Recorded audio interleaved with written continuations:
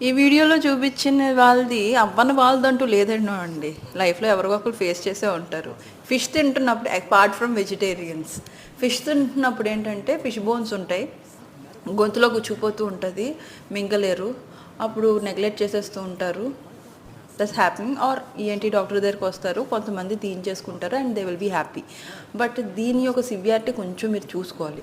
ఒకవేళ fish bone అనేది గొంతు లోపల వెనకాల పోస్టీరియర్‌గా కొంచెం గుచ్చుకుపోయిందనుకోండి, అక్కడ పస్ ఫార్మ్ అయిపోయే ఛాన్సెస్ ఉంటది. అందుకనే ఎప్పుడైనా మనం ఎండోస్కోపీ చూసి డాక్టర్ గారు కెమెరా పెట్టి చూస్తారు ఒకవేళ ఏమైనా ఉందా. దెన్ ఎక్స్‌రే కూడా చేస్తారు. ఎందుకంటే లోపలికి ఏమైనా గుచ్చుకుపోయిందా అని.